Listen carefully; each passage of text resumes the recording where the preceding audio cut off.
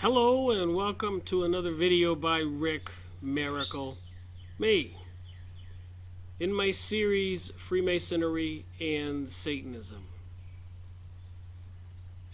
So think about in this video, I might just focus on a Freemason, Aldous Huxley. This will be series 197, getting close to 200. I did some research on Aldous Huxley and George Orwell and George Wells. Very interesting, all Masons. So I just got this book in the mail the other day. Themes and Variations.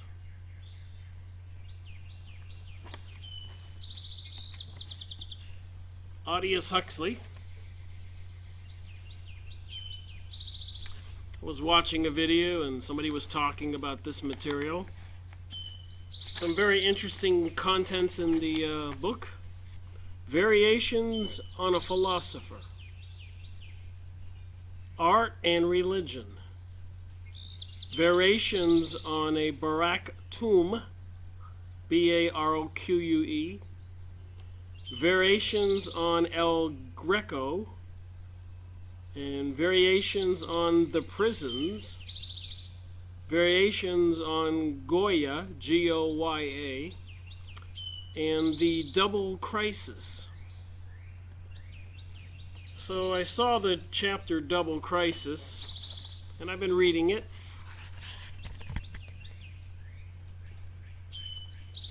So it's interesting to get into the mind of the guy who wrote the book, The Brave New World, Aldous Huxley. So I went on the internet and looked up a little bit about these three guys, George Orwell, George Wells, and Aldous Huxley. And I found a couple documents that tell a story. So I think I'll start out this video by reading from these documents. The conclusive proof of the Illuminati, Freemason, NWO, New World Order agenda. So this is just somebody's essay on one of the websites I researched. So I'm not trying to say all this information is factual. It seems to do a good job at revealing some details. But as I always say, don't believe me, don't believe anything, do some research. But let's see what this article says, 2 pages. This essay will perfectly explain how the Illuminati, while leading the Freemasonic Brotherhood, spearheaded by Erasmus and grandson Charles Darwin, documented Freemason, invented the evolution theory in order to control the world's population by way of a scientific dictatorship. So I keep asking the question, what is this new age, new world order, globalism? Who's behind it? What do they want? And so far, from naming it Freemasonry and Satanism, I think I did a fair job with that title.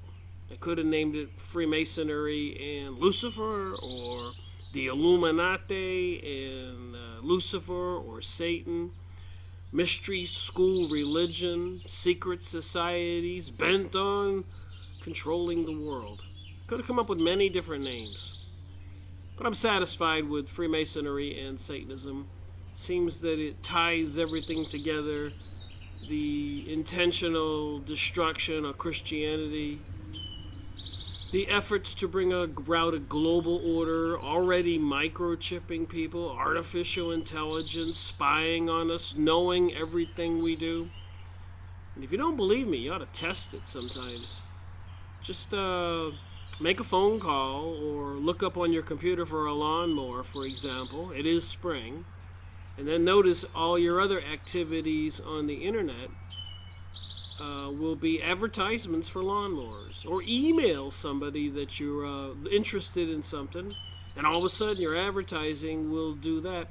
And I suspect even when you say things via your cell phone or other devices, this beast computer seems to be at work, and when you work on the computer, you'll see advertisements related to what you said or what you did or something you spent on your credit card.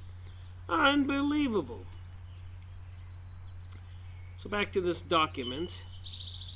Energy is recognized as the key to all activity on Earth.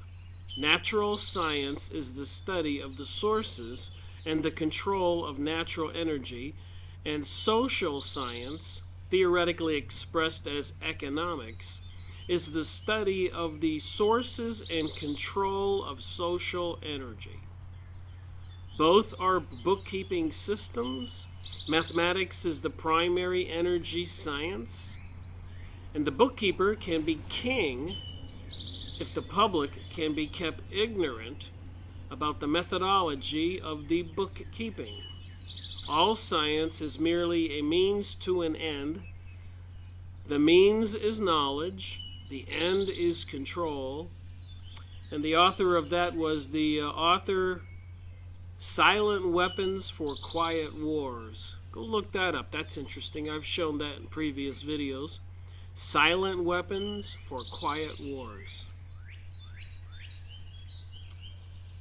The older dictators fell because they could never supply their subjects with enough bread, enough circuses, enough miracles, and enough mystery. Under the scientific dictatorship, education will really work, with the result that most men and women will grow to love their servitude and will never dream of revolution. There seems to be no good reason why a thoroughly scientific dictatorship should be overthrown. Brave New World, Huxley's book, revisited by Aldous Huxley. T.H. Huxley was a Freemason, and with no apparent achievement to claim as his own, was made a fellow of the Royal Society at the age of 26.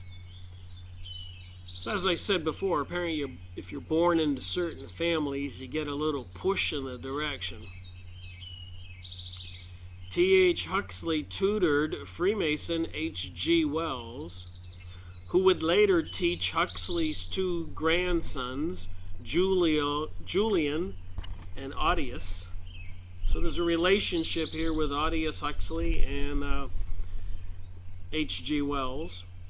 Both Julian and Aldous were Freemasons. Freemason H.G. Wells' endorsement of the scientific dictatorship, which he called technocracy. The cryptocracy has successfully harnessed to its own end the huge potential for promoting secret political occult agendas to the public by presenting them as unassailable, objective scientific truth. So a lot of what they tell us, a lot of people are believing, but there's no foundation for it. Objective scientific truth is what they want you to believe. Since the bogey of science instills in the secularist a sort of blind reverence, opponents of political and occult agendas promoted through the propaganda of schisms are quickly stigmatized as Neanderthal, especially with regard to their opposition to Darwinism, a dogma proved false by Norman Macbeth in his magisterial, guess that's a paper, or book, Darwin Retired, exposed as a cult by Gertrude Himmelfarb in Darwin by Hoffman. Before coming to Derby in 1788, getting started off stuttering today. Before coming to Derby in 1788, Umas Darwin had been made a Mason, so Darwin was made a Mason, in the famous Time Immemorial Lodge in Canongate, Quening. Number 2 of Scotland, Sir Francis Darwin, one of the doctor's sons, was made a Mason at Tyrone Lodge, number 253. So Darwin's a Mason. H.G. Wells is a Mason. Aldous Huxley's a Mason. And according to my research, the deity for the Masons, admittedly by them, is Lucifer, and there's symbolism clearly indicates the secret mystery religion. Meanwhile, they want Christians to believe that Jesus was a myth and there really is no God. They've really zombified the population. No kidding, with the TV programming out there and the school systems and the magazines and games, murder games, and half-naked women, even on games for children. Quite crazy. Anyways, Darwin, his son Reginald, was made a Mason at Tyrone Lodge. The name of Charles Darwin does not appear on the rolls of the lodge, but it is very possible that he, like Francis, was a Mason. John, Daniel, Scarlet, and the Beast. I guess these are books informing us about this information.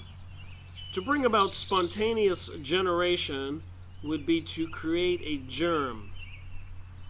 It would be creating life. It would be to solve the problem of its origin. It would mean to go from matter to life through conditions of environment and of matter, lifeless material. God, as author of life, would then no longer be needed. So they're trying to say that life was spontaneous, and if they can convince people of that, then God is no longer needed. Matter would replace him. God would need to be invoked only as author of the motions of the universe. Now, it is easy to show that Darwinism, one of the pillars of modern biology, is nothing but a kind of a cult religion. It has no scientific validity whatsoever. Darwin's so-called theory of evolution is based on absurdly irrational propositions which did not come from scientific observations but were artificially introduced from the outside for political, ideological reasons. That would be EIR journalist Journalist Tellenbaum. So I just wanted to read these pages before I start reading from the book to give us a sense of what they think and why they did these things, according to these authors. Darwinism could be considered a Freemasonic project. And who controls the Freemasons? That would be the Illuminati, the people into some secret mystery, cult, religion, Kabbalistic, Luciferic witchcraft. There's no other way to do it. They worship some ancient gods and beings and are apparently able to communicate with them and manifest them, bring them into this physical realm on earth from the invisible realm. I've gone over a lot of books on this stuff. Remote Viewing by Tim Rifat, Remote Viewing by David Morehouse, and so many other books. Beware of the Rainbow, Constance Kuby, Psychic Self-Defense, Dion Fortune. There's books I've made videos on. And people's descriptions of gray aliens and reptilians do describe them as being manifested or popping in and out of existence, walking through walls, witchcraft ceremonies where the reptilian being appears in the midst of the witches, accusations of the royalty of Britain and others performing these rituals and even shape-shifting. Jesus Christ in the Bible casting out unclean spirits, the biblical story of fallen angels, the serpent. So when I read from this book, I like to keep all that in the back of my mind to make some sense of it.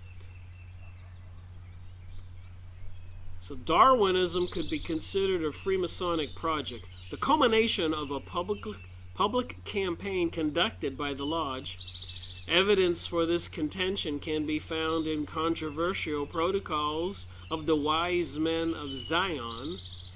It can thus be proved conclusively that the protocols did not issue from the Judaic Congress at Basel in 1897.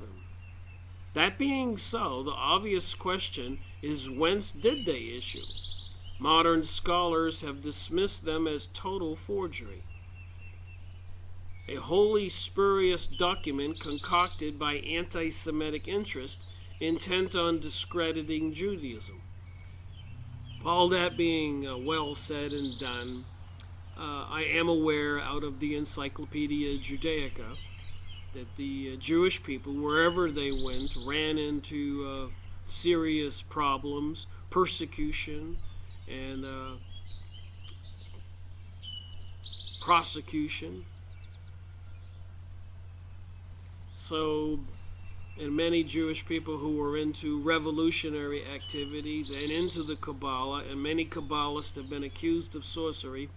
So I certainly do not believe that all of the Jews are involved into this mystery religion, but apparently some different tribes have turned from God, and they are behind the Rothschilds, who are Jewish, and they're the ones who financed the now country of Israel. There's even Rothschilds Boulevard and so many books on the topic. And it was Rothschilds who commanded Adam Woodstock to infiltrate all the Freemasonic lodges to take control of them. So they have these lodges in every town, every city, every country, all over the world. So Darwinism could be considered a Freemasonic project according to this essay.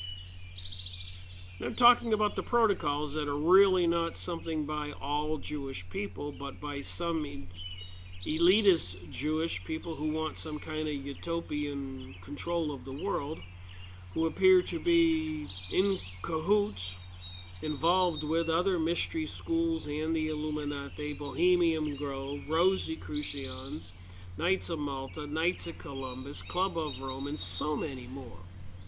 They have a firm grip on our world.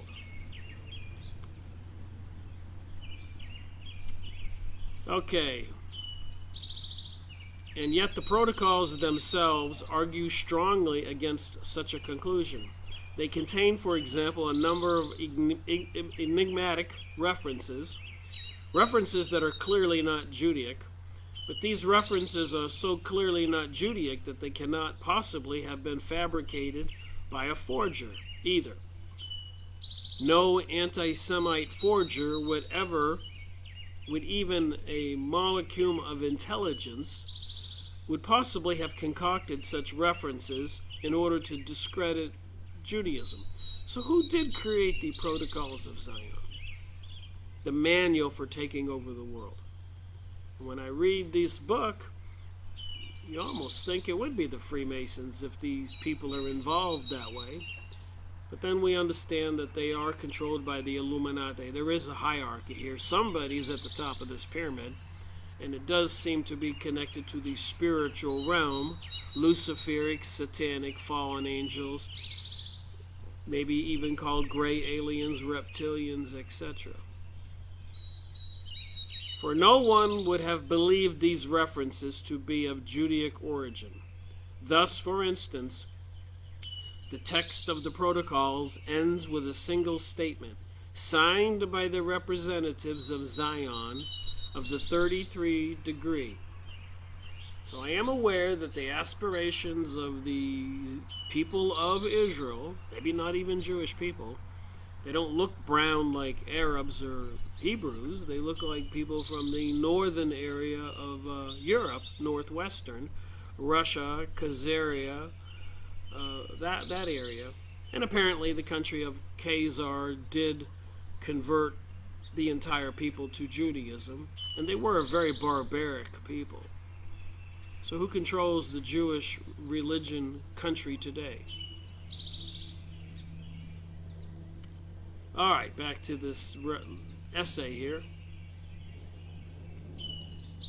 Science fiction is a means of conditioning the masses to accept future visions that the elite wish to tangibly enact.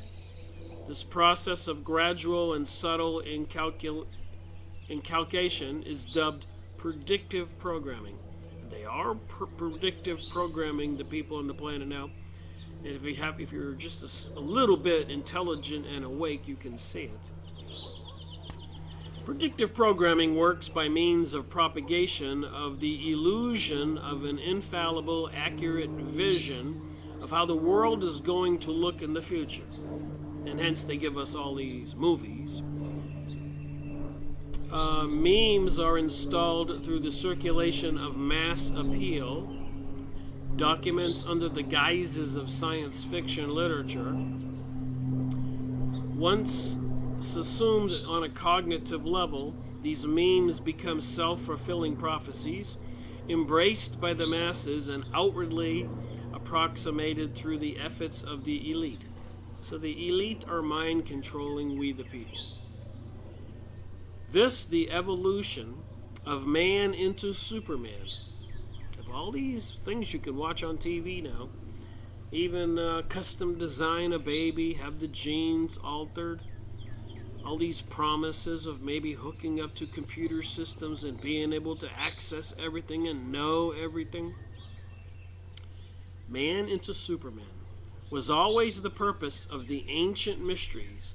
So that's what this ancient mystery religion's all about. Men becoming gods, Superman. And the real purpose of modern Masonry is not a social and charitable purposes to which so much attention is paid, but the expediting of the spiritual evolution of those who aspire to perfect their own nature and transform into a more godlike quality.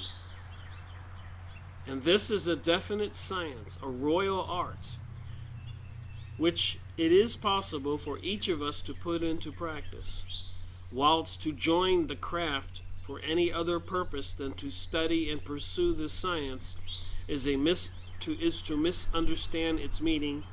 And that was W.L. Wilmshurst, The Meaning of Masonry. So they're admitting the reason you join the Freemasons is to try to learn this mystery religion and to become more spiritual, godlike, Superman-like. Man who has sprung from earth, developed through the lower kingdoms of nature to his present rational state, has yet to complete his evolution by becoming a godlike being and unifying his consciousness with the omni-essence, to promote which is and always has been the sole aim and purpose of all initiation. W.L. Wilmshurst again, The Meaning of Masonry. Guess I'll have to get that book. One more sentence. H.G. Wells places responsibility for the creation of the New World Order on the lap of scientists of the future, the group he dubs the technocracies. Jim Keith, Mind Control, World Control, speaking on H.G. Wells, said this author is referencing the documents, The Shape of Things to Come. And you can find that document there.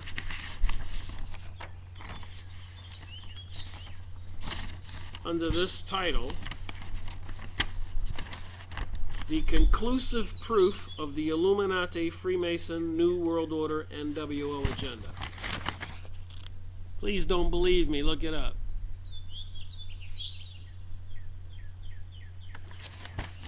Alright, one more page here of material that will be relevant to the material I'm going to read from in the book. George Orwell. So we're talking about George Orwell now. We did talk about H.G. Wells, and we did talk about Aldous Huxley. Three interesting characters writing books like 1984, or The Coming New World Order, or The Brave New World, and in this one, Themes and Variations, Huxley, and many other books. You can look them up on Wikipedia and see some of their material, but it does help connect the dots. George Orwell was a Freemason, and his book, 1984, was an instruction manual for the Freemasons. on how to create a police state. Can you see it coming? The Freemasons play God, and the Bible was written by them as an instruction manual for the destruction of the human race. And I'm not saying to believe what's in these 3 pages on these essays. I'm saying they kind of give you a picture of somebody's point of view and some small bits of information like they're all Freemasons, which can be looked up and verified by anybody. Why did they write those books? The Coming World Order, H.G. Wells. The Brave New World, Aldous Huxley. 1984, George Orwell. It's really scary information on how these elites intend to get control and maintain control over people through extreme fear and tactics. Almost bordering on insanity, if you ask me. Probably not bordering on, it probably is.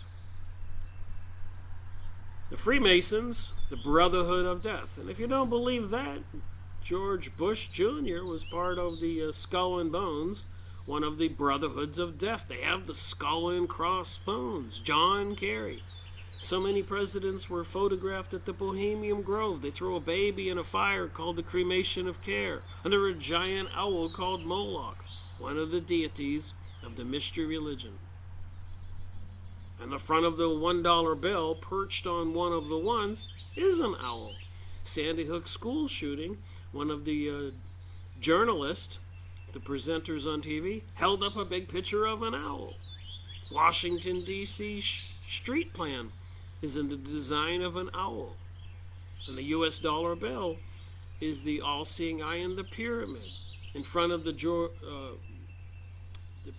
park in front of the U.S. Congress building, Washington, D.C., is the George Washington Monument, a gigantic obelisk. In all of our city squares, downtown, across from the courthouse or by the park, are obelisk. It's a phallic symbol for Osiris.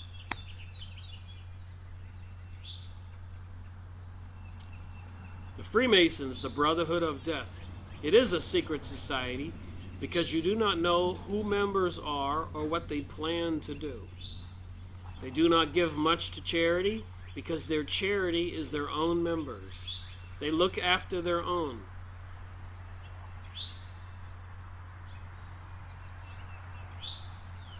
It is corrupt. They own the federal bank. So this author is just tying the Illuminati in with the Freemasons.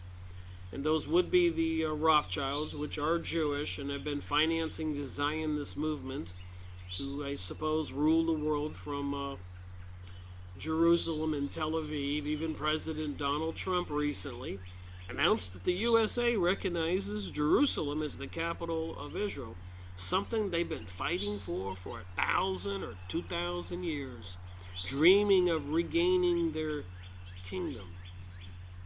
Why did they lose it? Why were they punished by God and dispersed all over the planet? Just makes you wonder what's going to happen now that they're all going back to that area. Something called Aliyah. Jews from countries everywhere, many of them are moving back, and many anti-Semitic situations are caused to try to get other ones to move back.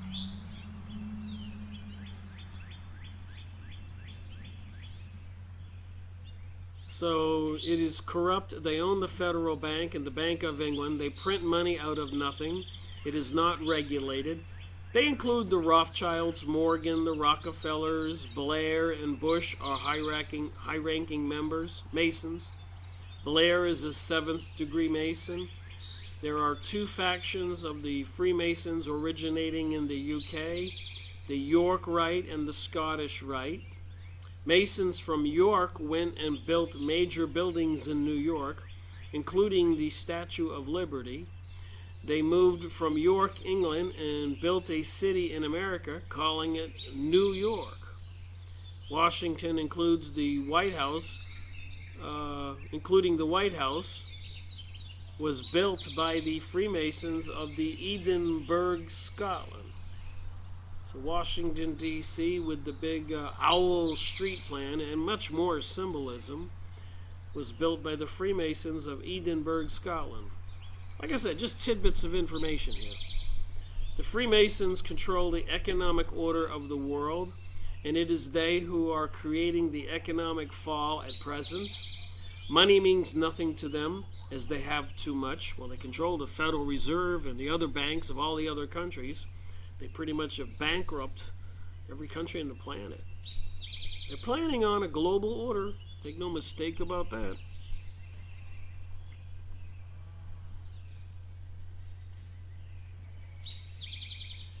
All right, it's all about power for them and the games they play with us. We are their monopoly board, and we are expendable. Their plan is to reduce the population by 85% through war, disease, and ill health. Well, they're moving right along on that agenda. Dr. Gallo, go to YouTube and type in his name, according to this guy's essay, Gallo, was funded in the 1960s by the U.S. government to produce a deadly virus to reduce the black population in America. All the vaccines for AIDS contain the AIDS virus and mercury. All vaccines for the children and the flu bug contain the second most deadly poison on earth, mercury. They put fluoride in our water, which destroys the thyroid gland and leads to cancer. They put cancerous chemicals in our poisoned foods and poison the air over our cities. There is a cure for cancer, but they will not tell you because the pharmaceutical companies are owned by them. They and cancer are the biggest money-making racket after war and oil. All cancer is a vitamin deficiency of B17 and vitamin D, which creates a strong immune system fighting cancer. This particular page came from uk.answers.yahoo.com/questions. uk.answers.yahoo.com/questions. So I guess yahoo.com has a ask questions site in the UK.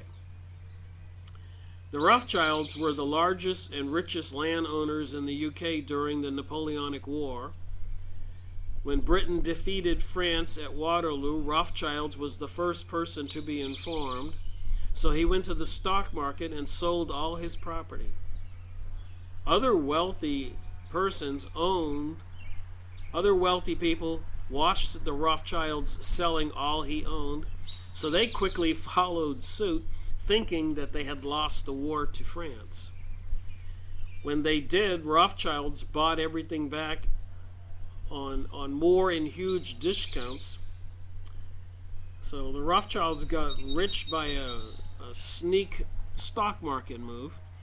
What is new there? Even 2008 and so many other times, they know what they're doing with the stock market, which is a sad situation because it's doing so well now. So many people are in there. It's going to be one heck of a fall when they bring it down. And they will bring it down. All right, so these Masons enter into certain oaths. I've talked about this in my series 61, 12 two-hour videos on the Blue Lodge Handbook. So I'll just read one of these. So on the entered apprentice is the first degree of Masonry, to all of which I do solemnly and sincerely promise and swear. So the initiates into Freemasons have to swear what this says, without any hesitation, mental reservation, or secret evasion of mine in me whatsoever, binding myself no less under a penalty than having my throat cut, my tongue torn out, and my body buried in the sands of the sea at the low water mark. And there's more and more. So just some pages some people wrote when I did my search on Yahoo search of was Aldous Huxley a Freemason, or was George Orwell a Freemason, or H.G. Wells a Freemason. So there were many results indicating that there's plenty of material out there verifying that. So me reading those 3 pages, the 2 essays, was just to stir up some memories, to remind us of the situation, that these people wrote these books about this brave new world, or the coming world order, or 1984, and other books, predicting the gloom and doom, and they seem to be blaming it on we the people. So the last chapter in this book is called The Double Crisis.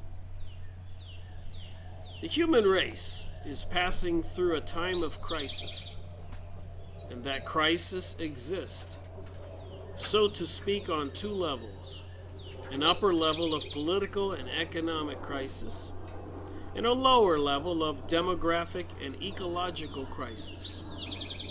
That which is discussed at international conferences and in the newspapers is the upper level crisis. So the upper level crisis is political and economic. The crisis whose immediate causes are the economic breakdown due to the war and the struggle for power between national groups possessing or about to possess the means of mass extermination. Well, they have that now, especially with the dumping of chemicals in the sky every day. Who knows what they could add to that whenever they want to. And I am reminded that the way you pronounce Huxley's first name is Aldous.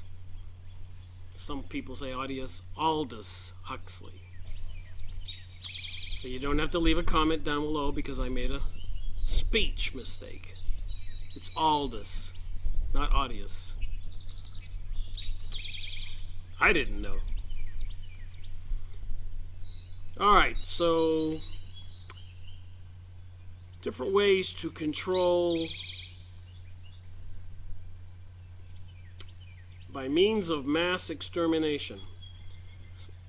On the low-level crisis, the crisis in population and world resources. So this gets at the nitty-gritty of what these people are really concerned about.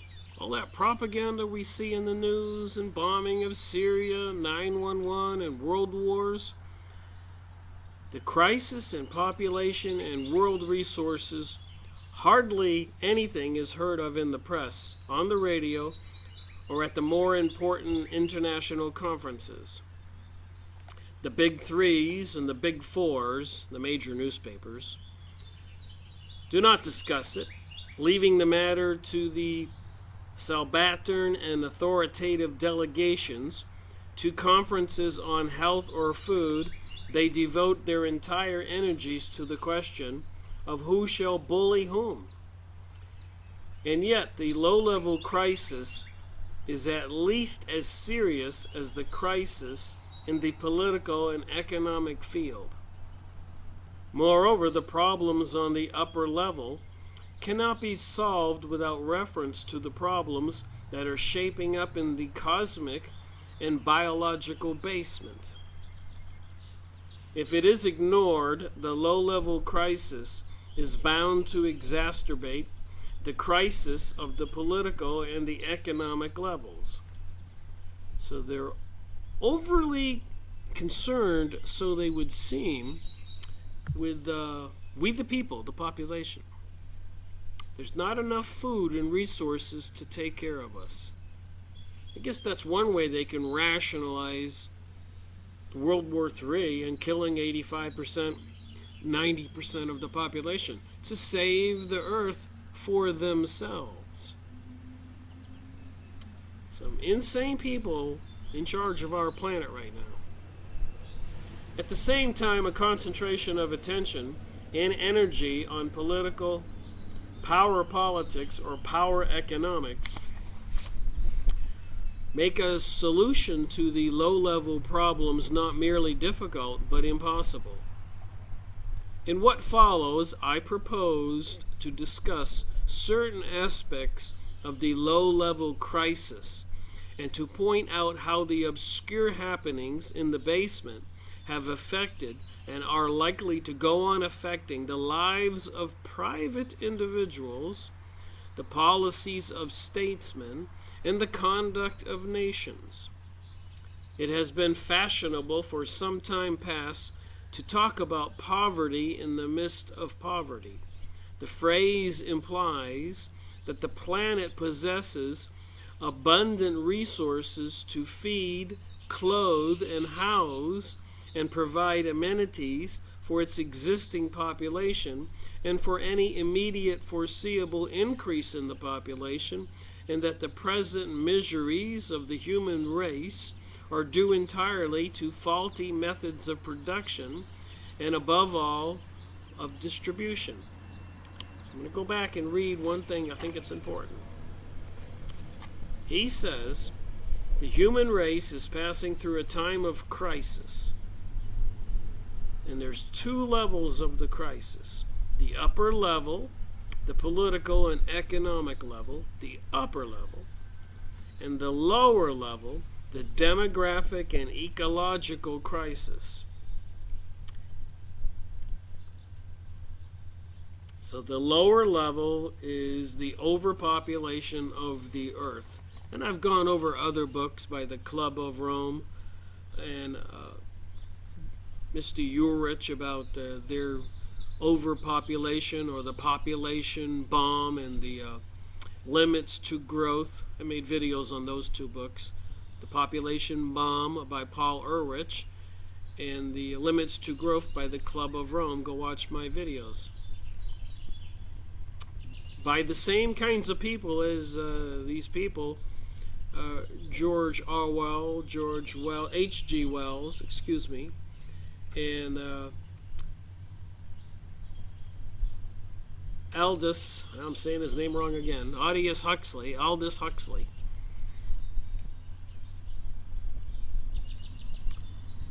Given currency reform, socialism and communism, unrestricted capitalism, distributionism, or whatever the favorite remedy may be, humanity, like the prince and the princess in the fairy stories, will be able to live happily ever after.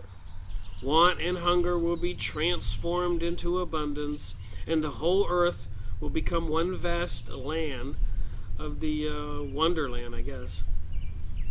Such are the miracles to be achieved by the political and economic planning.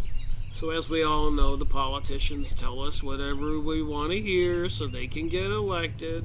Obama said there'll be change, and President Donald Trump said they make America great again.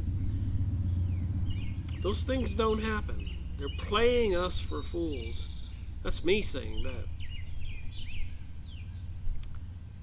But when we pass from these high-level considerations to a study of what is going on at the biological and ecological levels, our optimism is apt to seem a little premature, to say the least.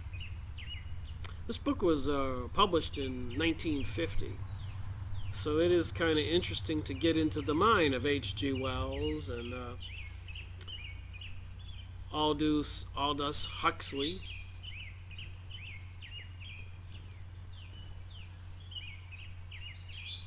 Instead of poverty in the midst of plenty, we find there is poverty in the midst of poverty. World resources are inadequate to the world population.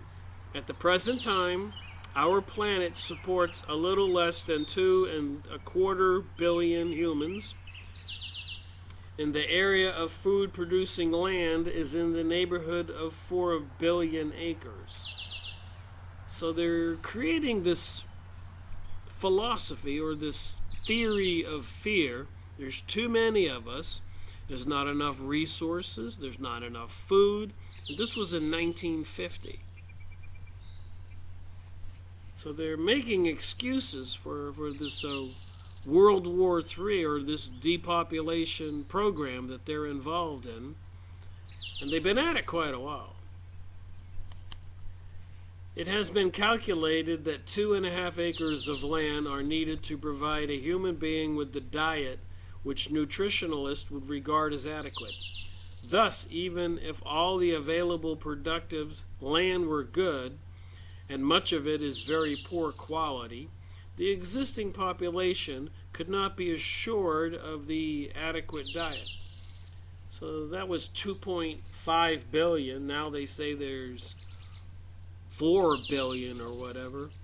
I'm not so sure there's that many people on the planet. I don't think there's any shortage of resources. Number one, they only mine a few 100 feet or 200 feet below the surface. It's miles deep. And there's all kinds of land not used, so I think it's a fabricated fear. Not that I'm not saying we shouldn't be environmentally conscious. It's the corporations that are polluting everything. We should all be using recycled glass and things like that, biodegradable plastic bags or whatever. But the leadership really isn't focused on doing those things. It's all a hoax, in my opinion. They just want to blame everything like global warming on we the people. Like I said, I like to get into the mind of these people writing these books and seeing how they're passing these around to each other in the political realm. The people control our planet. The people into the mystery religion, into sacrificing humans and child trafficking and human trafficking and so much more. The news is there every day. You can just go on your computer and see all these people being accused over and over. And they're the people blaming us. Actually, in order to guarantee an adequate diet for all the world's 2.25 billion of men, women, and children, the present food supply would have to be doubled. He's writing this in 1950.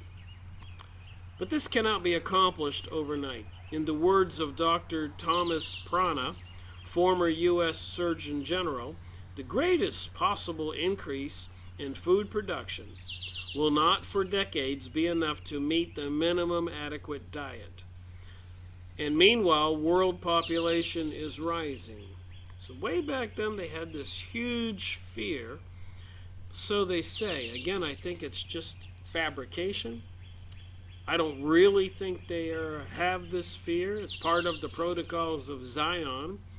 They need to make the rest of us believe this stuff. So we'll go along with the enslavement policies and depopulation policies that they're planning on bringing us.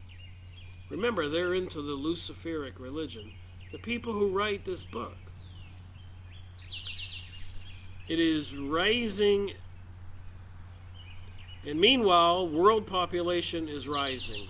It is rising at the rate of about 200 million every 10 years. This means that by the time the food supply is doubled, there will be not 2.25 billion of mouths to feed, but well over 3 billion. In spite of all that may have been achieved in the interval, malnutrition will be just as serious and just as widespread as it is today. Moreover, while population goes up, the fertility of the soil declines. Modern man, writes Ward Shepard, is in his Food or Famine, has perfected two devices, either of which is capable of annihilating a civilization. One is the atomic war, the other is soil erosion. Of the two, soil erosion is the most insidious destructive. War disrupts or destroys the social environment, which is the matrix of civilization. Soil erosion destroys the natural environment, which is its foundation. And I need to say it again and again. I don't believe this material for a second. This is not why they brought us World War I or World War II or 100 years earlier, the French Revolution, the Russian Revolution, and so much chaos and anarchy. But they need some kind of fear to control us. Regrettably, the decent people are not in control of the governments and the planet. And the evil people who are in control make sure of that. Letters on Freemasonry by ex-president John Quincy Adams talks about 100 plus years ago, 150 years ago, that the politicians that control our country in the USA have agreed to never allow non-Masons into the Senate or the House of Representatives or the presidency. And people don't know that. Go watch my video. Go buy the book, Letters on Freemasonry by John Quincy Adams. It used to be the Masonic Party and the Anti-Masonic Party before it was the Republican and the Democratic Party. And back then, when it was the Masonic Party and the Anti-Masonic Party was the Christians. FYI. Letters on Freemasonry, John Quincy Adams. In other words, atomic war may destroy one particular civilization, the Western industrial variety. For example, soil erosion, if unchecked, can put an end to the possibility of any civilization whatsoever. So you want to know what these people, intellectuals writing books for the Freemasons, think? The catalog of man's crimes against his environment is long and dismal. I'll read it again. The catalog of man's crimes against his environment is long and dismal. This comes from a Luciferian. I'm assuming the Masons are the Luciferian. They're writing these books like 1984, The Brave New World, The Coming New World Order. In Africa, the Sahara is advancing. The habitable mountains and tablelands of the equator are rapidly eroding, and the southern plains are overgrazed dust bowls. Central America is in the process of becoming a desert. Much of South America is being washed down unterraced mountain slopes into the sea. With every drought, vast areas of Australia and the United States turn into wind-blown dust. In Asia, it is the same lamentable story.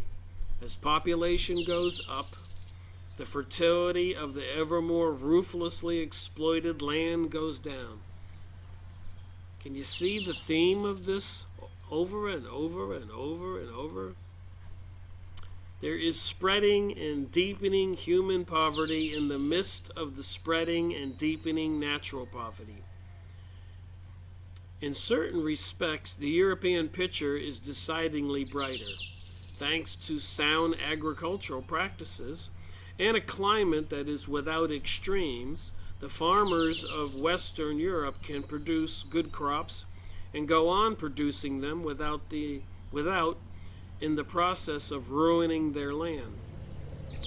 And of course, now that they're controlling the weather with the chemtrailing and the HARP transmitters and the other devices, technologies, they're causing more extreme weather, more droughts, more floods, causing more damage to the agricultural lands. It's all intentional.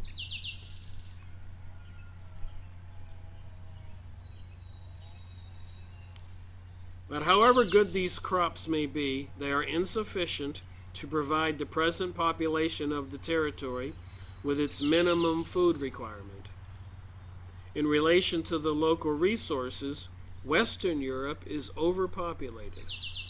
In England, Belgium, Holland, Italy, and the western zones of Germany, there is less than 1 acre of food-producing land for each inhabitant. And even where the density of population is lower than in these countries, the productive land available is still insufficient to provide a full diet, to say nothing of the necessary timber and fibers for the local inhabitants. According to some competent authorities, even Russia is overpopulated.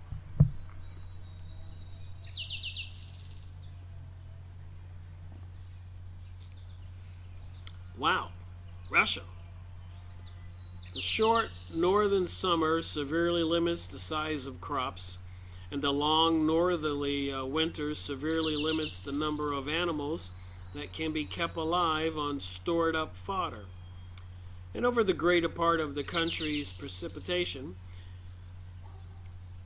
is low and irregular. In these circumstances, even a low population density may be excessive. Even a low population density may be excessive. I get the feeling that these elites want the citizens of the planet to be eliminated. And the birth rate is high. Modern hygiene and medicine are prolonging the expectations of life.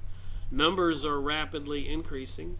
But meanwhile, new methods of Arctic agriculture have been devised. Ambitious schemes of irrigating Central Asia. Oops, there goes my phone. Back to the book here. So ambitious schemes of irrigating Central Asia are under study, and having abolished the laws of reactionary genetics, Lysenko promises a revolution in plant breeding.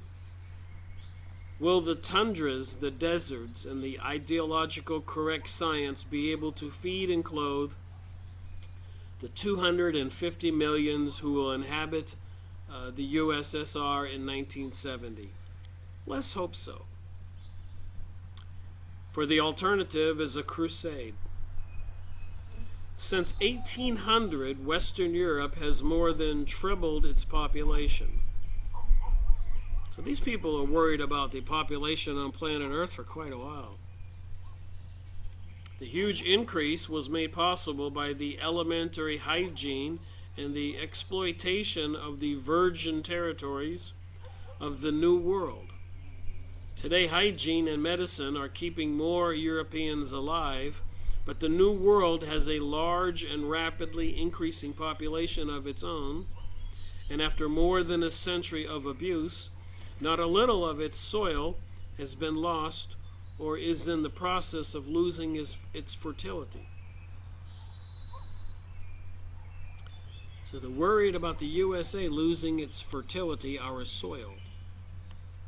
In a good year, there is still a large exportable surplus, but not every season is a good season. During the lean years in the 30s, the United States had very little to sell abroad. And here we may remark that the success of the Marshall Plan, and indeed the whole outcome of the Cold War, depend, among other things, on the weather. So if you've been paying attention, Dane Wigington, geoengineeringwatch.org, go watch his videos on YouTube, and many other people's, or go outside and look up at the sky. They're dumping chemicals. There are fewer bugs. It seems to be affecting trees and plants and animals, bees. Somebody's taking down the planet environmentally on purpose. They want to bring it to a point to where it's on the brink, and people will start rioting, I suppose. If you want people to go along, I suppose you have to create a certain condition. Consider, for example, this by no means impossible contingency. For 3 years in succession, Russia has bumper wheat crops, while the harvest of Western Europe, North America, and Australia and Argentina are ruined by drought and excessive rains. So funny, he says this in 1950, and now that they have the HARP systems and the dumping of chemicals in the sky and other technologies, they seem to be controlling our weather, much to the detriment of us. Ironically, they could be controlling the weather that would benefit us, but that's not the goal. In these circumstances, who will control the world? So they're talking about controlling the world. They're talking about the weather, droughts, and excessive rains. The people with the atomic bombs or the people with the bread? Obviously, the people with the bread will control the world. Up to the present, Western Europe has contrived to pay for the food imported from the New World, America, by selling manufactured articles and technical services. With the industrialization of the New World, these are becoming less and less acceptable. Europe will find it increasingly difficult to pay for supplies, which, as the population pressure on the New World's eroded soils increases, are bound to diminish. And this will happen at a time when Asia, newly industrialized and overcrowded as never before, will be desperately competing for whatever surpluses of food the New World can still make available to the old.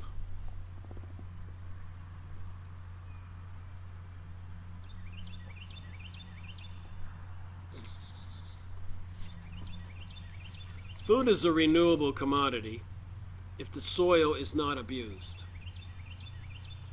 This year's harvest will be succeeded next year by another harvest no less bountiful. But the vein of tin or copper, which was the source of this year's supply of ore, will not be renewed in years to come. When the load has been worked out, the miner must move on to another deposit of the mineral. And if he can find no other deposits, then what? Industrialization is the systematic exploitation of wasting assets. In all too many cases, the thing we call progress is merely the acceleration in the rate of the exploitation. Such prosperity, as we have known up to the present, is the consequence of rapidly spending the planet's irreplaceable capital. I wrote this in 1950. It's now almost 2020. We don't seem to have this problem. That's why they import a lot of immigrants into the United States and lots of places in Europe. They have a declining birth rate, something they planned. And then they're displacing we the people with these other peoples from around the world, changing the makeup of our society. As everybody knows, they're trying to make it a multicultural world. The same people who wrote this book. How long can the accelerating dissipation of capital go on? How soon will the wasting assets of the world be exhausted? How soon will the wasting assets of the world be exhausted? We do not know. So they really are worried about the world's resources, apparently for themselves. So if they kill off 85% of the people they don't need or want, I guess you want to ask yourself, the question is, who do these people think they are? And they're into a religion where they want to be God-like. I read the papers. I've read about this material in many other books about this mystery religion. They want to destroy God and Christianity. All that is certain is that the supplies of many heretofore essential commodities are limited, in that in many places very rich and easily available deposits of those commodities have been and are in the process of being worked out. And this is happening at a time when a rising population with a steady improving methods of production is calling for an ever-increasing quantities of consumer goods. In other words, is making even heavier demands on the limited reserves of our planetary capital. Up to this point, I have dealt with the world population as a single, undifferentiated whole.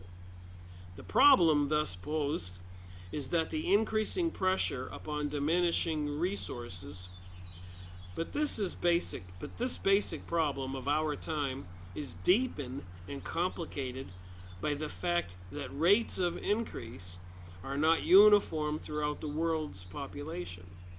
Differential birth rates are between the various peoples of the earth, and as between classes within a people, are rapidly engendering a host of new problems.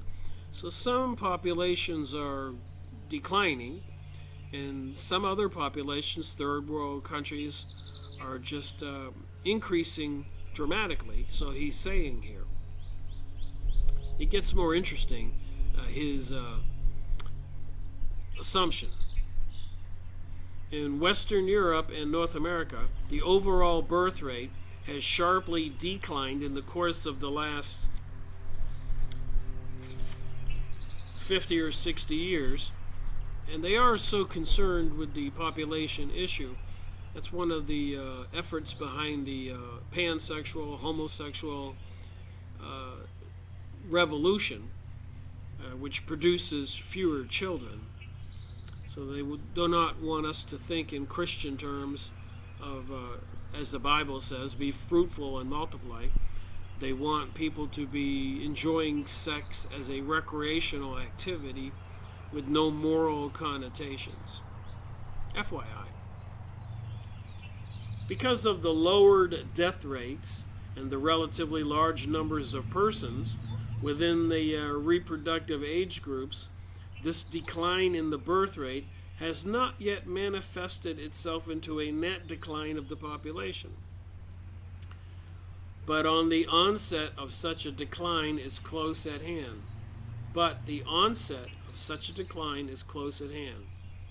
For example, by 1970, the population of France and Great Britain will have declined by about 4 million apiece, and the number of persons over 65 will be approximately equal to the number of those under 15. Similar declines are due, and at a slightly later date, in other countries of Western Europe and the New World, except South America. Meanwhile, in spite of a much higher death rates, the population of Eastern Europe and of Asia is destined to go on increasing. By the end of the present century, Asia alone will have a population of about 2 billion.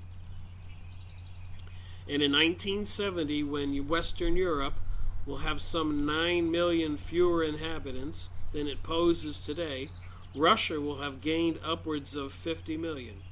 So they're worried about countries in Europe with the population decreasing.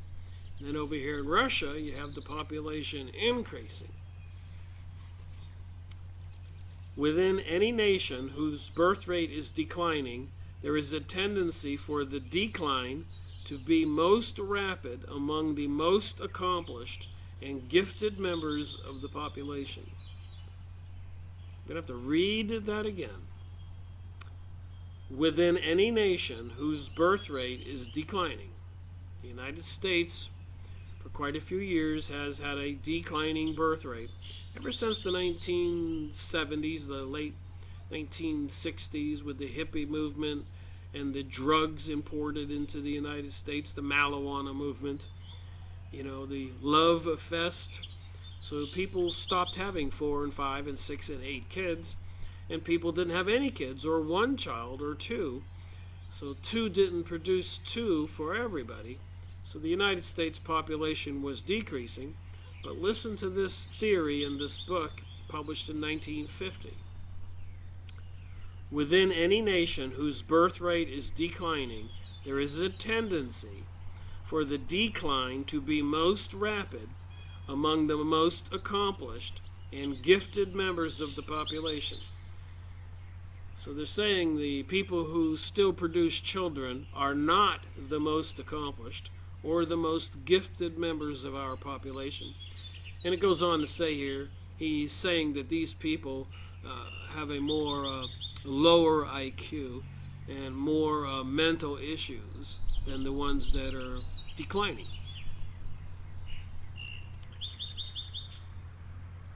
least rapid among those whose hereditary and educational endowment is the lowest. The higher the intelligence quotient and the low level of education, the smaller the family, and vice versa. So the saying, poor people have more children, and they seem to be getting ready to inherit the planet. The future population of Western Europe and North America will be constituted in the main by the descendants of the least intelligent persons now living in those areas. Among the lower animals, biological degeneration involving the heritable qualities of whole populations is a slow and gradual process. Wow! What this guy thinks. But human beings differ from the other animals in possessing self-consciousness and a measure of free will, and in being the inhabitants of the man-made universe within a greater natural order. Reacting to what goes on in this man-made universe, they use their free will to modify their basic patterns of animal behavior.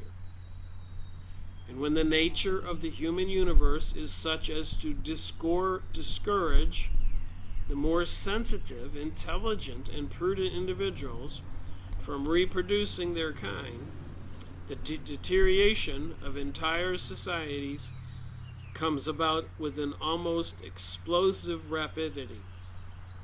So as the population grows with the lowest IQ people among us, he's saying that entire societies come about with an almost explosive rapidity in their deterioration. Thus, an eminent English authority, Sir Cyril Burt, foresees that by the end of the present century, there will be in Great Britain half as many children of scholarship ability as there are at present, and twice as many defectives, while the average intelligence of the population as a whole will have declined by 5 IQ points. In the case of Britain is not unique. Throughout Western Europe and a little later in North America, the decline in numbers is destined to be accompanied by a rapid deterioration in the quality of the population. We have now to consider the ways in which these untoward biological happenings have affected and are likely in the future to affect our behavior on the levels of domestic and international policies. The nature of the low-level crisis is such that it must necessarily take a very long time to remove its underlying causes. The best we can do is to palliate the more dangerous symptoms and to draw up plans for a genuinely ethological treatment.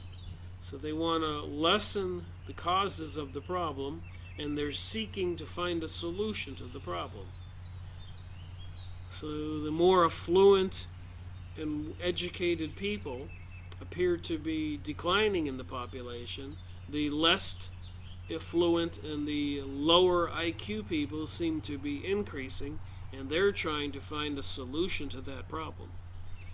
I know here in the USA, with all the fluoride in the water and chemicals in the food, it seems like somebody's doing something much to the detriment to all of us, to lower our IQ, to make us slower thinking people. That's what fluoride does.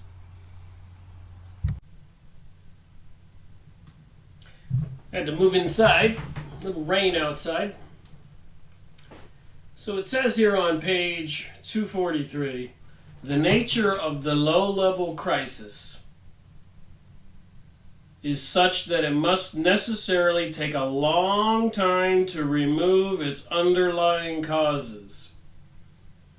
So they believe there's too many people, not enough food, not enough resources, and they need to remove the underlying causes, so I suppose that means you have to reduce the population. Differential birth rates within any national community lead, as we have seen, to a quantitative deterioration of the population as a whole. The effects of such a deterioration have not yet made themselves felt, and it is hard to foresee in detail what they will be. We must be content merely to pose a question. Is it possible for democratic institutions to flourish in a community in which the incident of outstanding ability is falling while that of the mental defect is rising? So if people with a higher intellect and more money, wealthy people, are bearing fewer children, so that would be declining, and the people who are poorer and with a so-called lower IQ, which I don't necessarily subscribe to, it just may be the dumbing down of America, the educational system, intentionally keeping them out of the competitive arena of success in life. And they call it, while that of mental defect is rising. So the lower and lesser intelligent people are growing the population, and the intelligent people are slowly going away.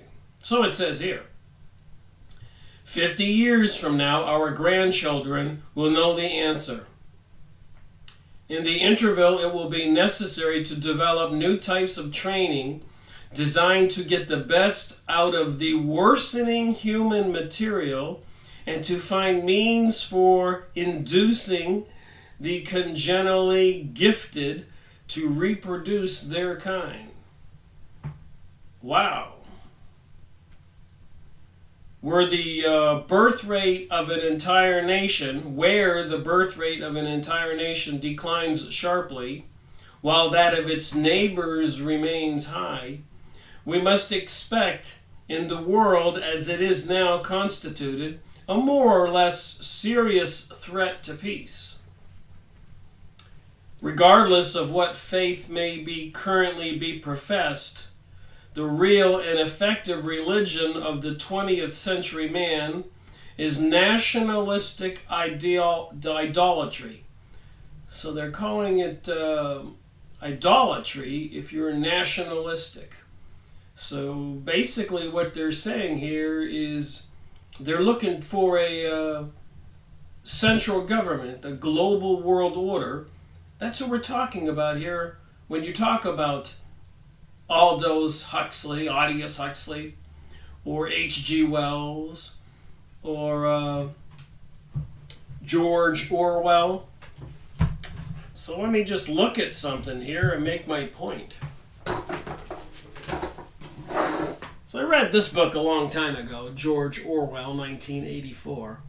If you haven't read it, and you really want to be disturbed, go get the book and read it.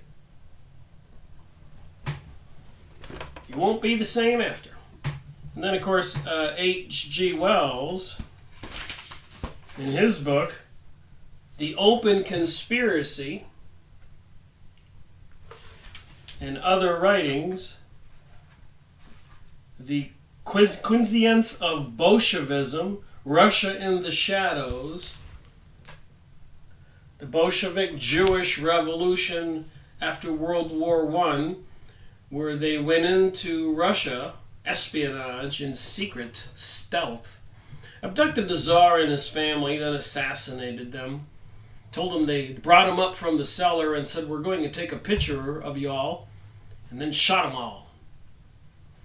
And then proceeded to kill, they say 25 million admittedly, but some documents say 100 million Christians and other good people, largely by starvation, persecution, prosecution, and even Jews who were not vicious enough, judges or whoever were in charge, if they were lax or had any kind of sympathy towards the people being executed, they would be pulled off the bench and executed.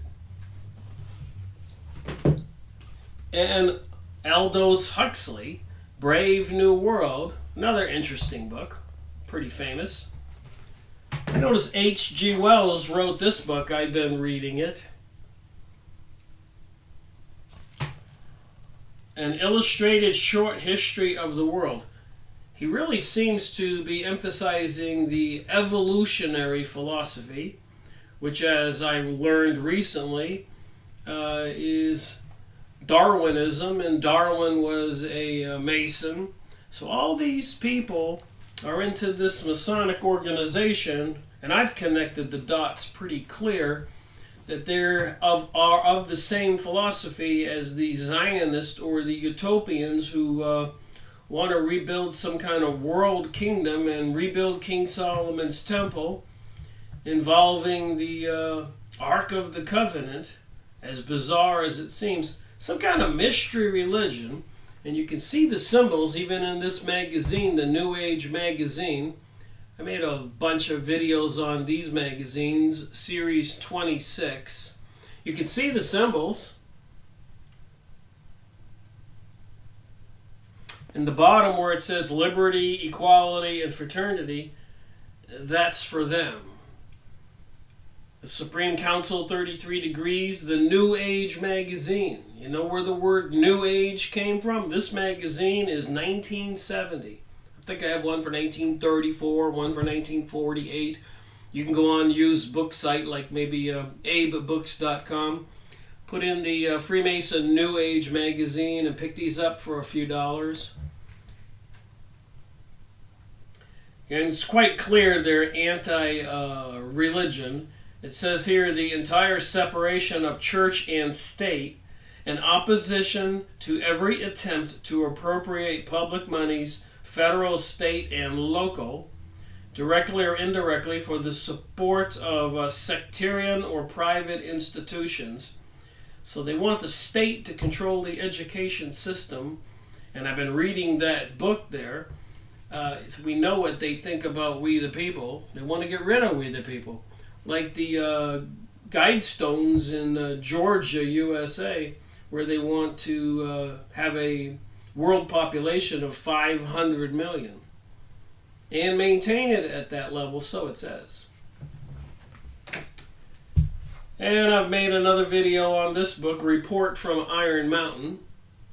And you can also get an edition on the computer, PDF probably for free, series number 28. So after World War II, they realized with the threat of nuclear war, they wouldn't be able to have the threat of war without annihilating the planet. So how were they going to keep the people under control? So they had a bunch of elites got together, according to this book, and came up with some ideas: environmental issues, climate issues, fears, terrorist issues, resources issues. So they came up with alternative fears to feed to the public. Get the book. Watch my videos. And they have been publishing books like The Population Bomb. Go watch my video there, series 35. And this one is Paul Ehrlich, a serious person into a communist ideology, into some genetic engineering of humans, lowering the population and creating a super race. Population control or race to oblivion. This is no small thing. It's called the population bomb. Back in 1970. Club of Rome, another secret society, the limits to growth. Project on the predicament of mankind. Remember, these people are all into the secret societies, or Freemasons, as you clearly saw. It said Club of Rome on there. And the other people were Masons, and Masons were taken over by the Illuminati in 1776. Rothschilds directed Adam Weishaupt to infiltrate the Freemasonic lodges everywhere. And this book, written by a Jewish-Canadian author, Henry Mackau, Illuminati, the cult that hijacked the world. And they're the ones that have the philosophy of the teaching and the book I'm reading called The Double Crisis by Aldous Huxley. Matrix of Power, Series 64 in my series. Another famous person, Jordan Maxwell, Secrets of World Control. These are the people that think there's too many people on the planet. The people who are Luciferic worshippers, satanic people. The Work of All Ages. Go watch my video on this book. Series 68. The ongoing plot to rule the world from biblical times to the present. Nothing is new here. Series 68. And apparently, whatever these mystery aliens or beings are, and gods or whoever, masters, they have something to do with the UFO alien issue. This is Series 82. I believe I made 3 2-hour videos. The Allende letters and the Vero edition of The Case for UFOs. I made quite a few different video series on different UFO books, and I will continue to do that. So back to the book. Nominally, we may be Christians or Buddhists or Hindus or Muslims or Jews, but in actual fact, we worship not one God, but 50 or 60 godlets, each of whom is, by definition, the enemy, actual and potential, of all the rest. In every country where there is no established church, the only religion taught in the public schools is some local variant of Shintoism, a saluting of flags, a cult of the state, and very often of the men who control its machinery, a glorification of the national prowess as set forth in the official history books. So these people vying for a global order, they will be in charge, and they will control the IQ and the DNA of the people that survive after the population reduction, and they will keep them dumbed down, almost like something you'd see in a movie. Entities which are the accidental and transient products of history are treated as though they were divine, as though they embodied principles of eternal, universal validity. From childhood, the citizen is taught that his highest duty is to work for the greater glory of the local idol. But since this glory is expressed mainly in terms of political and military power, it follows that no individual can do his nationalistic duty without inflicting harm on some, at least, of his fellow men. And think about 9/11, which was obviously an inside job. I've got books on that behind me I've gone over. And overthrowing all those countries in the Middle East, murdering millions of Arabs, you think?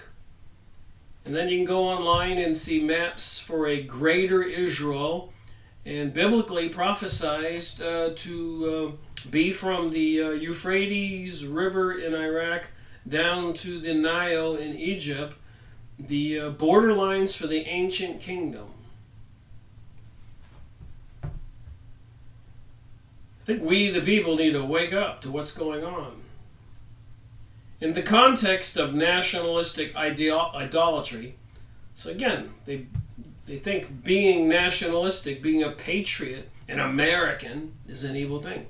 To be a German, to be patriot, would be a bad thing. To be a patriot in France, nationalistic, would be a bad thing. But they teach you should be patriotic and nationalistic if you're migrating to Israel and you're Jewish. So it's one thing for the world and something else for those people.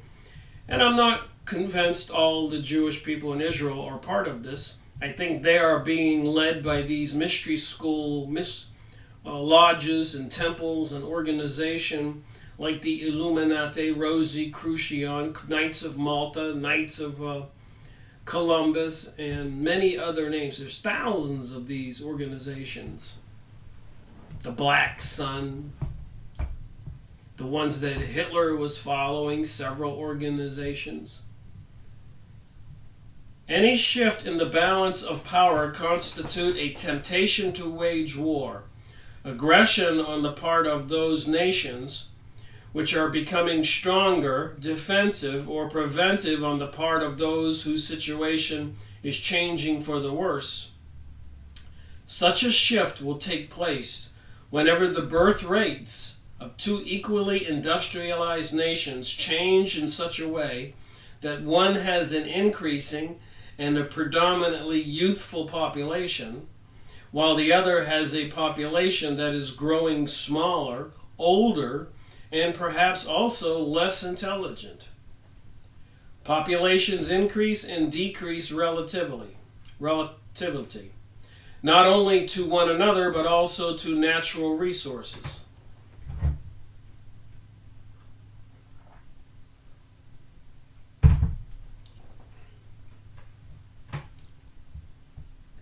In most parts of the world, as we have seen, the relationship between population and resources is already unfavorable and will probably become even more unfavorable in the future. And I got to tell you, these elites are going out of their way to control the natural resources of the world. These corporations, these people that are into the Zionist Jewish Illuminati mystery school religion, the people who put the all-seeing eye on the back of the dollar bill, the people who control the Federal Reserve, which is not federal. So the people who control our world, who control the newspapers, who control the cable TV stations, who control our politicians. This is some of the stuff they think. That's why I'm reading from this book on the double crisis by Aldous Huxley. This growing poverty in the midst of growing poverty, so the midst of the growing poverty is poor people. In the midst of growing poverty, the second, which is a depleting resources and foods and waters. And it seems to me the powers that be are trying to accelerate some kind of outcome by destroying these resources. Constitute a permanent menace to peace. And not only to peace, but also to a democratic institutions and personal liberty. For overpopulation is not compatible with freedom. For overpopulation is not compatible with freedom. Alright, so let's just kill 80% of the people on the planet so the other 20% can enjoy freedom and lots of resources. But they need to keep enough people around with a lower IQ to be slaves. Let's not forget that. I've got the books to verify that. They have a philosophy for themselves, running some kind of planet like they're utopians, some kind of demigods or lesser gods. An unfavorable relationship between numbers and resources tends to make the earning of a living almost intolerably difficult. Labor is more abundant than goods, and the individual is compelled to work long hours for little pay. No surplus of accumulated purchasing power stands between him and the tyrannies of unfriendly nature or of the equally unfriendly welders of political and economic power. And of course there's the story of China, the sleeping giant. And back in the 60s and 70s when they were accelerating the Aliyah program of encouraging friendly or non-friendly ways of getting the Jews to move from Argentina, the United States, Canada, Germany, Iraq, from all over the world to Israel.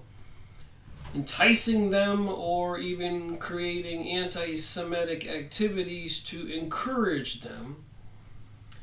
They were moving also their wealth and the manufacturing facilities from America to Chinese low-paid labor, which was making China, a communist nation, wealthy, which in turn enabled them to enhance and enlarge and modernize the military, and which looms in our future as a World War III situation that could be quite horrific, to say the least.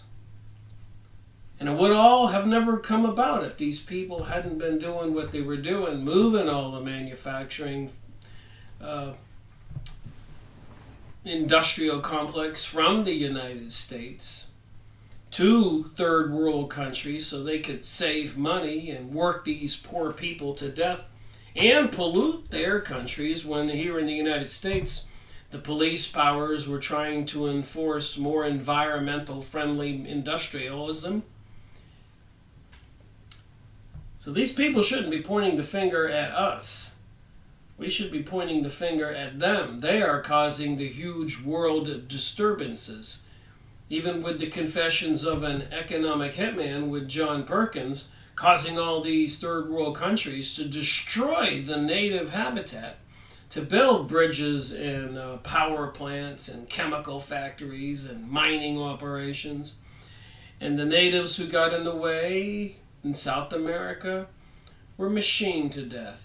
Probably in Africa and the world, like the American Indians. Nothing changes, I guess. Democracy is, among other things, the ability to say no to the boss. But a man cannot say no to the boss unless he is sure of being able to eat when the boss's favor has been withdrawn. And he cannot be certain of his next meal unless he owns the means of producing enough wealth for his family to live on, or has been able to accumulate a surplus out of the past wages, or has had a chance of moving away to virgin territories where he can make a fresh start. And on that note, I might make a note, and I'm not complaining, but when I had a big zero birthday and I went to Hako Beach, and some people sitting there at the tiki bar on the Pacific Ocean told me all these crazy things going on in the world, and telling me they felt sorry for we Americans because we didn't know what was going on.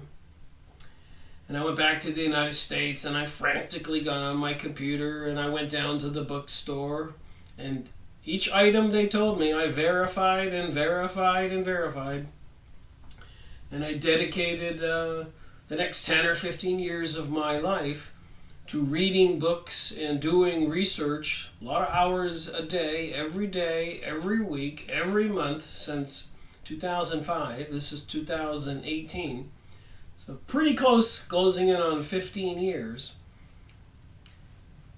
If it weren't for the fact that I had worked for 40 years and had a couple houses and motorcycles and boats and some money and a business, and used my resources to support myself, I could have never have taken the time out to do all this research and make these videos and collect the tens of thousands, maybe 100,000 press releases, and watch 10,000 videos or more, reading all those books. It's a daunting task. I had to finance myself.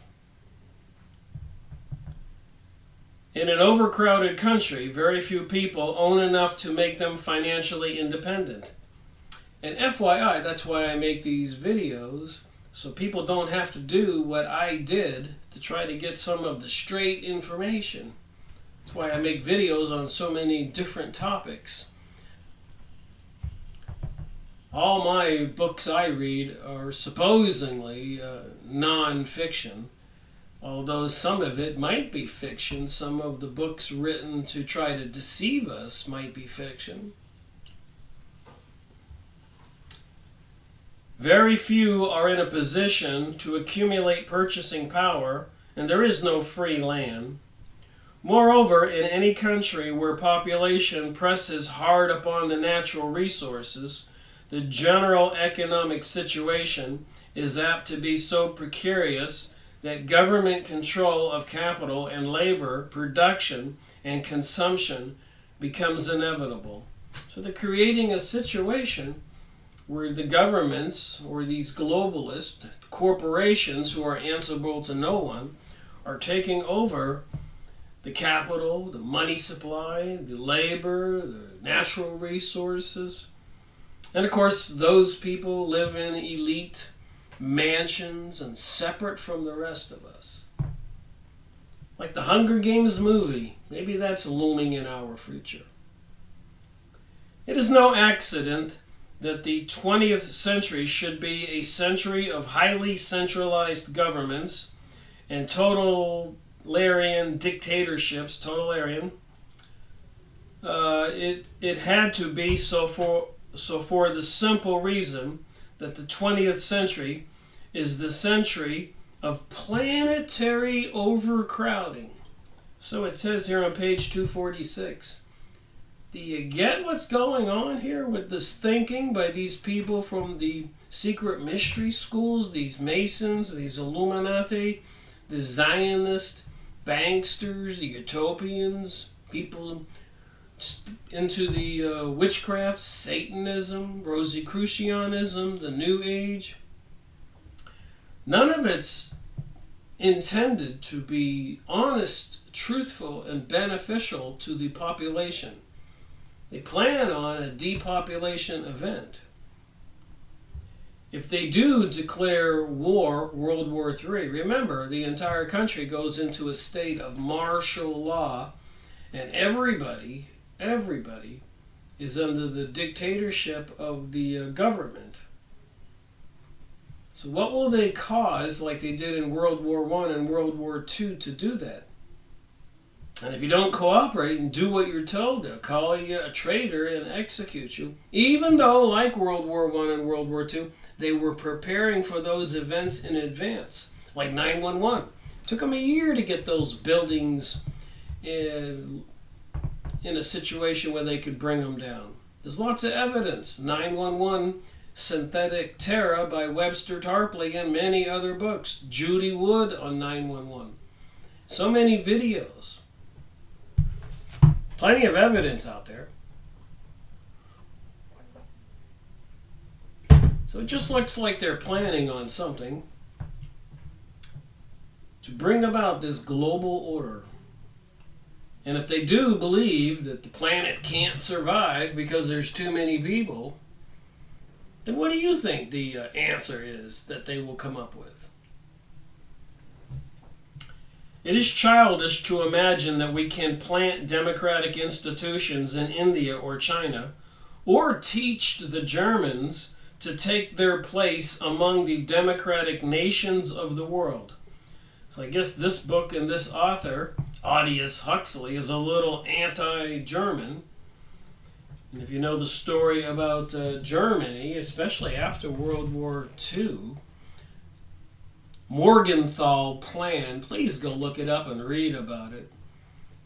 But the Germany had surrendered, and Eisenhower and other elites of the war decided they really didn't want those millions of Germans, men, women, and children, not just war prisoners, but the population itself, to survive. And before World War II, some elite Jewish people in New York City and the world were publishing a book, Germany Must Perish, series number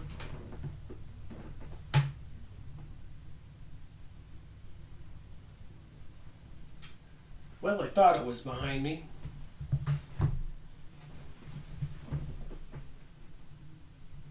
Maybe series number 82. You can look it up, Freemasonry and Satanism, Germany Must Perish book review. So they want to teach the Germans to take their place among the democratic nations of the world. And prior to World War II, They were publishing a book called Germany Must Perish. Every man, woman, and child with German DNA was to be annihilated from the planet by these utopians. Now remember, Germany during World War I was a favorite place for Jewish people to escape from Russia and go to. They found their utopia, their motherland, the place where they were prospering. But during World War I, Germany was winning, and some Jewish elite made a deal with the British government, who controlled the United States President Woodrow Wilson, because the previous president prior to Wilson wouldn't go along with the Zionist plans for obtaining the Palestinian lands to bring this prophesized country to a reality, Israel. I've showed you some of the books, made plenty of videos on these topics. So long as the relationship between population and natural resources remains as hopelessly, unfavorably, and it now is throughout Asia and in a greater part of Europe, above all in defeated Germany. This book was published in 1950. Themes and Variations, the last chapter, The Double Crisis. It will be for all practical purposes impossible for democratic institutions to take root and develop. And I might make a point about the democratic institutions that they're talking about. The United States was created as a federal government where we elected our leaders. When you have a democratic situation, which we don't have, remember the electoral college actually elects our presidents. And the people they give us for the representatives or Senate from the Republican or Democratic Party are usually all members of these Masonic lodges, Council of Foreign Relation, and other secret societies. So it really doesn't matter which one wins, the Republican candidate or the Democratic candidate. They have their people in charge, and we think we voted for somebody to represent us.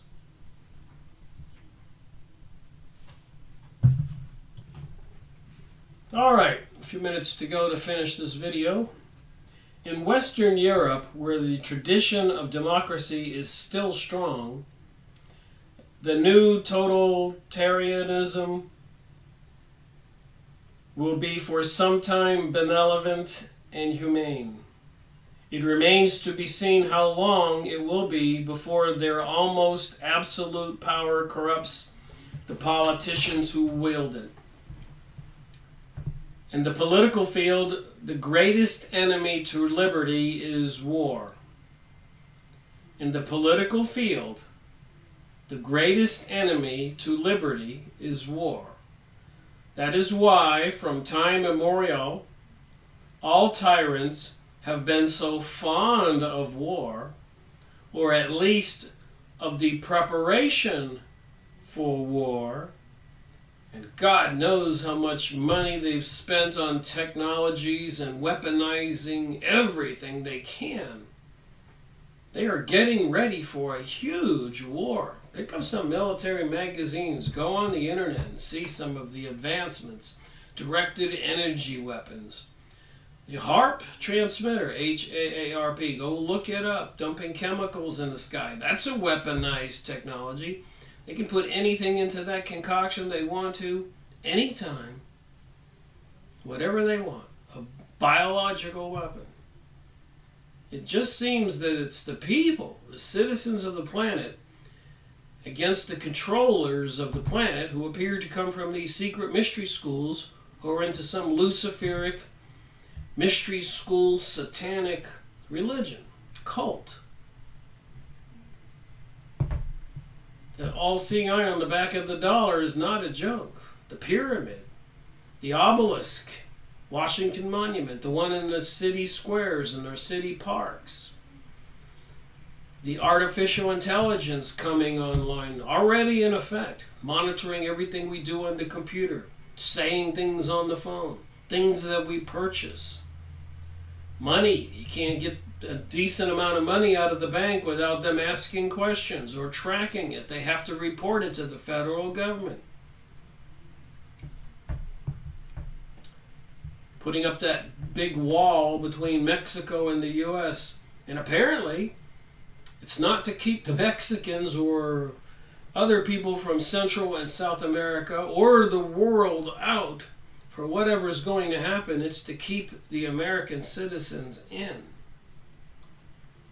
When whatever happens, World War III, martial law, people try to escape south of the border, they're not going to have that. We'll be in a gigantic concentration camp in the United States. I hope this is all not going to happen. But if you look at the evidence, it just seems like something is amiss. Jade Helm 15, for example.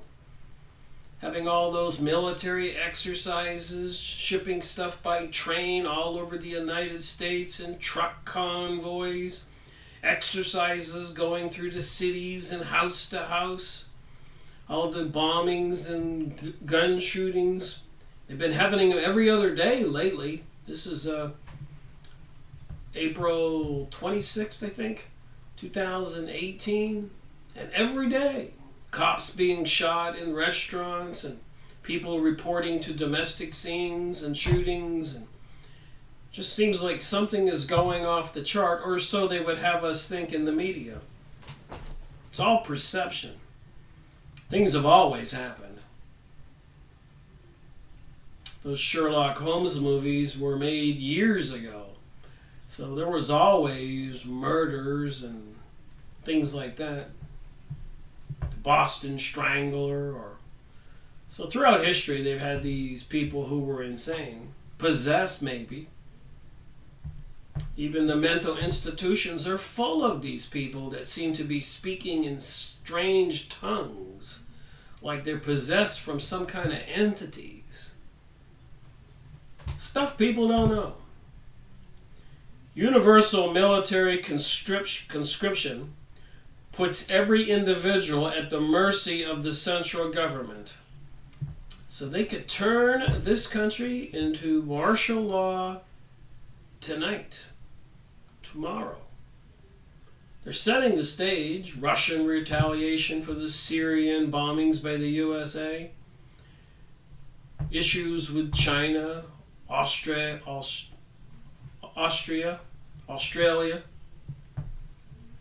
Get those two names mixed up all the time. An aggressive foreign policy evokes reactions in kind, and these reactions are then used as an excuse for more militarism, like 911, and a further curtailment of civil and personal liberties, like 911, more police action. Dictators can always consolidate their tyranny by an appeal to patriotism. So like 911, whatever happens next, they're going to blame Russia or blame China or blame somebody, blame Iran, blame Syria, blame the Middle East, the Arabs. And the people will be blind and just believe whatever they see on the TV tube and get patriotic and want to kill all those people, like 911. They did that in World War I and World War II.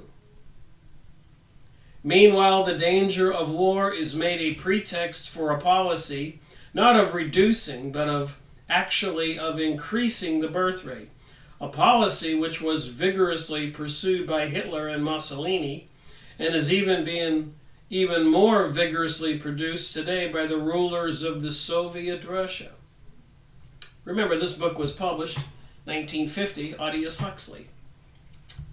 Another Mason. George Orwell, a Mason. H.G. Wells, a Mason. Darwin, a Mason. His brothers and family and father, Masons.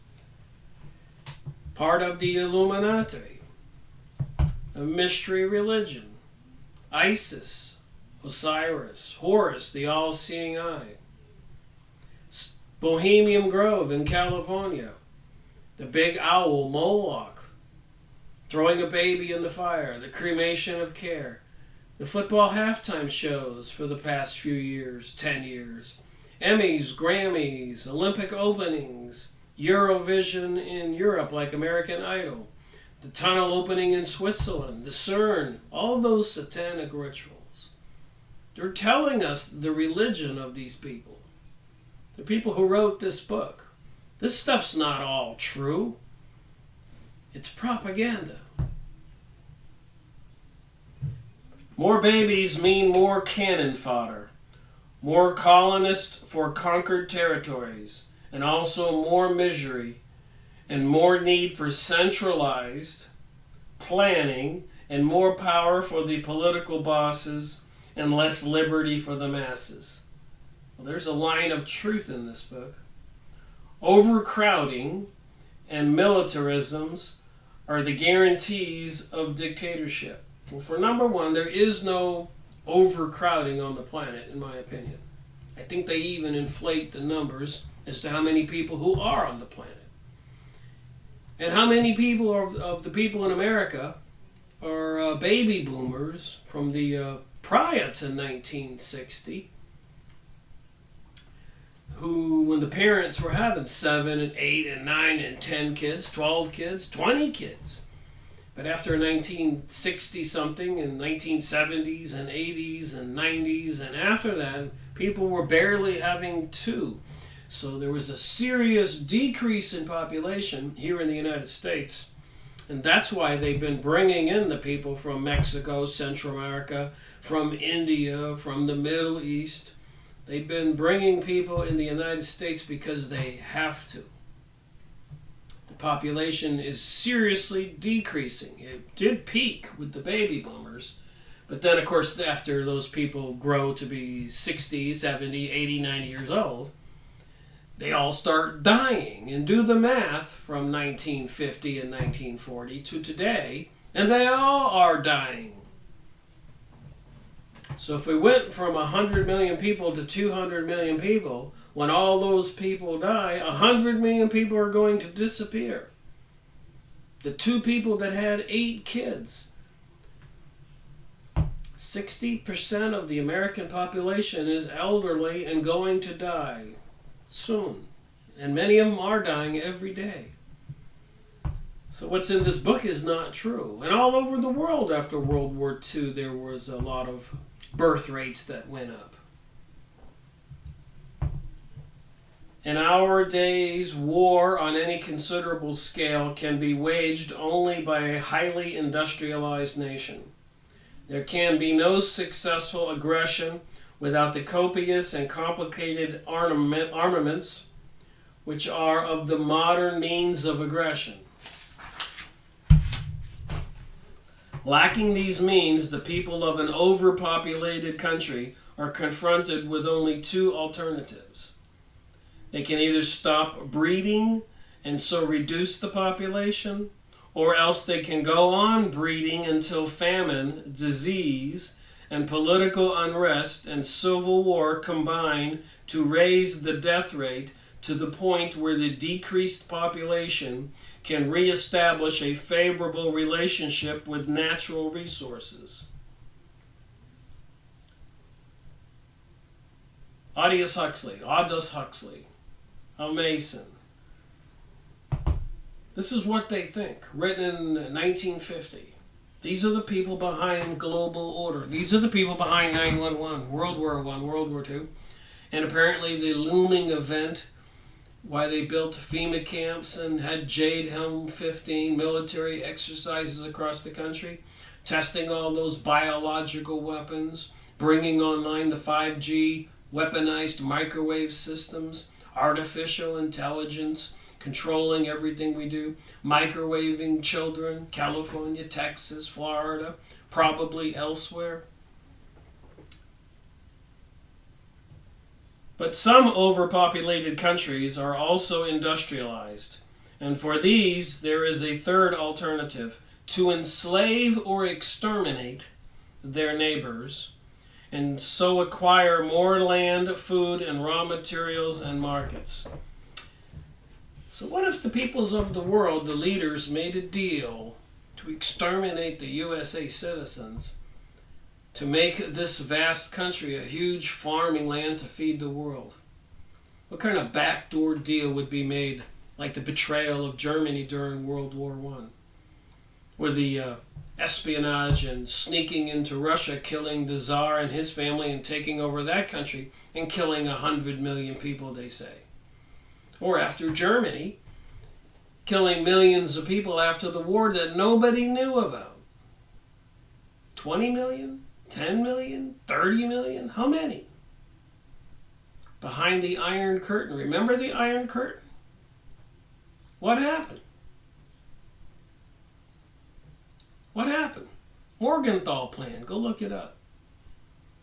And my point is, with all that I've said, what's going to happen? What are they preparing for? Thank you for watching my video. Rick Miracle reporting.